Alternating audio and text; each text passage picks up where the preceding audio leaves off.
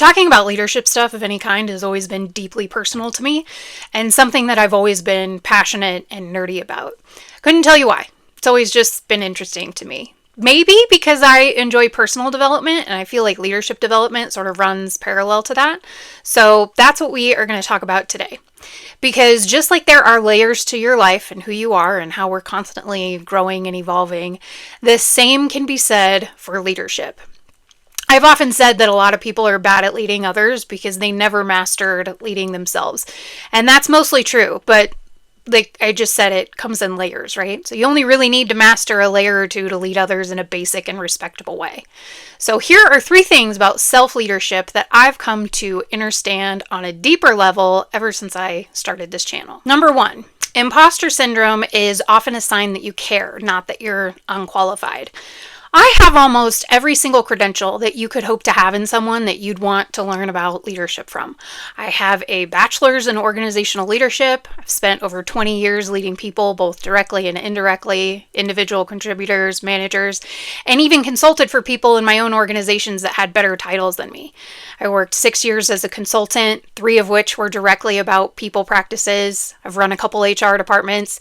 I was a training and development / employee relations manager. I have over 20 years of lived experience, pattern recognition, observation, communication, self-reflection, and the ability to help people name what's happening in real time.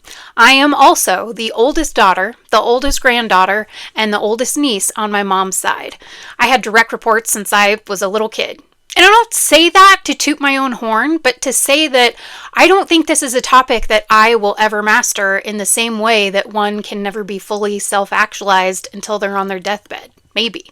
So I will never master it, but I do live in deep relationship with it. I struggle with it. I wrestle with the concepts and ideas. I purposely try to unlearn and relearn things. And I often struggle to show up sometimes and present information in a fun and engaging way because surely there are people who actually have this all figured out, right? And what I finally understand is that it's because I care. I want anyone who wants to be a good leader to get the best possible information that they can in order to be better for their teams and to right the ships that have gone so very wrong, right? And then it hit me. It is because of the fact that I care that makes me just as much, if not more qualified than some of the other people that are out here talking about leadership stuff. Because we lead by example, and that's what good leaders do. They care. 9 times out of 10, if you care about something, you will succeed, which brings us to point 2. It's a quote. It's an idiot in motion goes further than a genius at rest. And that's because the world doesn't reward what you know. It rewards what you do. We have so many people in this world showing up and taking action and taking risks and doing truly incredible things, and they're succeeding. And I have to wonder, is that part of what's gotten us into the mess that we're in, right? The leadership without empathy, leadership who only cares about numbers and doesn't realize that taking care of their people will give them better numbers. Some of these people that have built super successful companies are very talented in other ways, but the mental toll that it's taken on others that they had to step on to get there have done very real damage. I know that I have something to offer, and I know that you have something to offer. I have no idea in what shape or form, but I know that there's plenty of room for all of us to take up space. And many of the people that should be taking up space and doing good out in the world often don't. They are geniuses at rest. So you have to show up for yourself because let's be super real. Nobody else is going to. Nobody is coming to save you, which also probably means that no one is coming to stop you either, which brings us to point 3. You have to feel the fear and do it anyway. And I tell people all the time to get comfortable being uncomfortable because that is where the growth lives.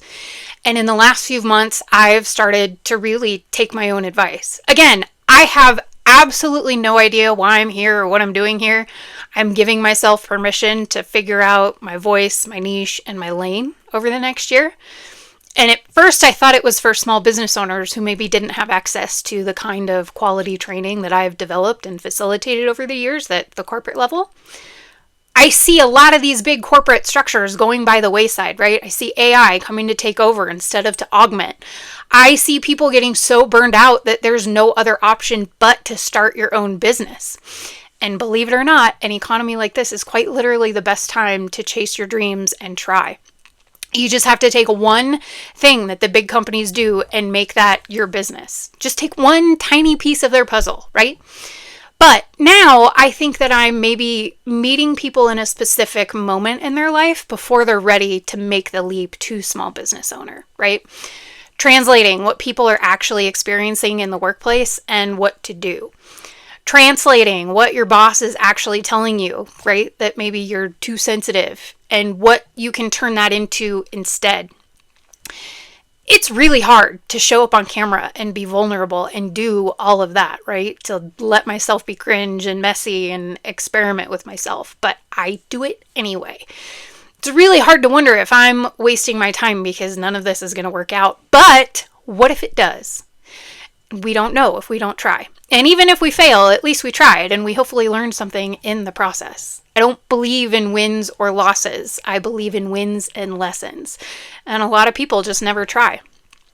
So as we continue to peel back our own layers, those are the 3 things that I've come to understand about self-leadership while creating this channel. Imposter syndrome is a sign that you care, not that you're unqualified.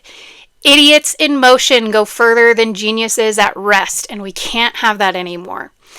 Feeling the fear and doing it anyway builds confidence and character. So, if you found this helpful, or if it resonated with you in some way, please hit the like and subscribe buttons. It really does help out the channel. Check my link in the description for a few resources that I've made. I do try to make something and add it to the library at least once a month. Or you can buy me a coffee if you feel so inclined. Thank you so much for watching, and I will see you in the next one.